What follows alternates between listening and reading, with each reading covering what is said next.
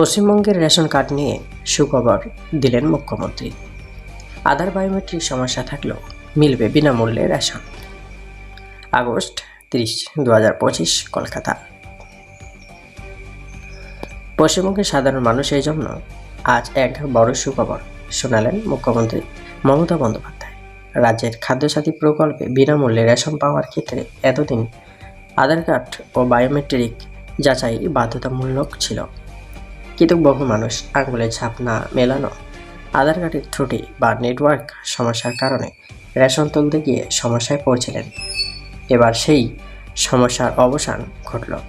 মুখ্যমন্ত্রী ঘোষণা করেছেন, আধার বায়োমেট্রিক না মিললেও কেউ রেশন থেকে বঞ্চিত হবেন না।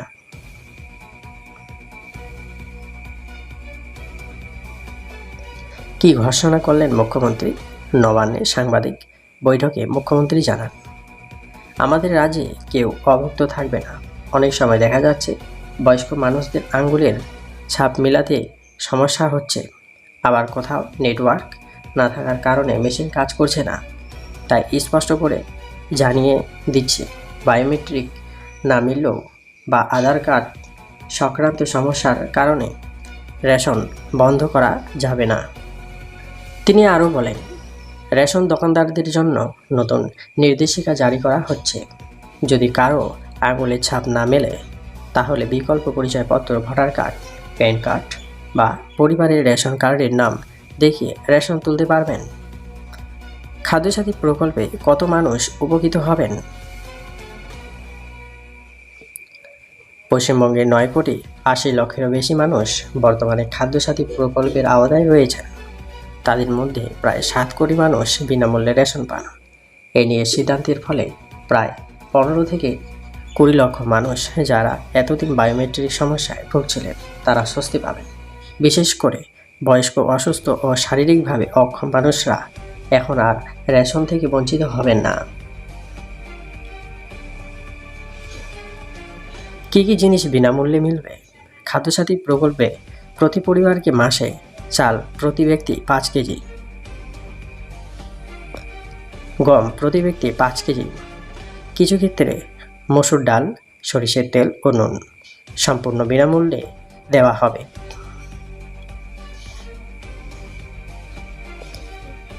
মুখ্যমন্ত্রী জানিয়েছেন, আগামী উৎসবের মরশুমে বিশেষ প্যাকেজ হিসাবে পরিবার প্রতি অতিরিক্ত ডাল ও তেলও দেওয়া হতে পারে। সমস্যার মূল কারণ কি ছিল? 1 নম্বর, বায়োমেট্রিক মেলেনি। বিশেষ করে বয়স্কদের আঙ্গুলের ছাপ পরিষ্কারভাবে মেশিনে ধরা পড়ে না। নাম্বার 2, নেটওয়ার্ক সমস্যা। গ্রামীণ এলাকায় প্রায় ইন্টারনেট না থাকার কারণে রেশন দোকানের মেশিন কাজ করতো না। নাম্বার 3, আধার কার্ড ত্রুটি।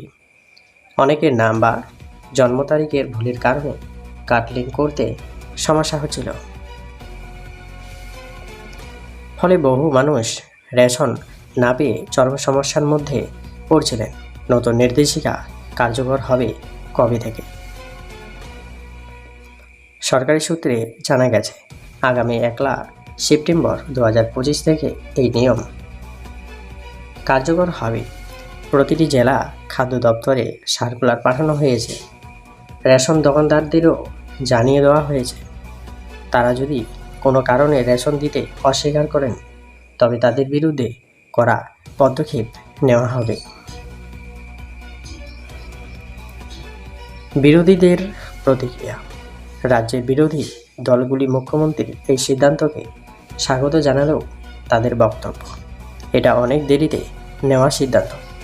গত কয়েক বছর ধরে মানুষ রেশন পেতে গিয়ে হয়রানির শিকার হচ্ছিল, তবে দেরিতে হলেও ভালো সিদ্ধান্ত। অন্যদিকে শাসক দল বলছে, এটাই প্রমাণ করে যে সরকার মানুষের পাশে আছে এবং কেউ রেশন থেকে বঞ্চিত হবেন না। সাধারণ মানুষের প্রতিক্রিয়া। কলকাতার এক বয়স্ক রেশন গ্রাহক বলেন, আমার আঙুলের ছাপ মেলেনি বলে মাসের পর মাস রেশন পায়নি। আর যদি এই নিয়ম চালু হয়, তাহলে আমাদের মতো বহু মানুষ বাঁচবে।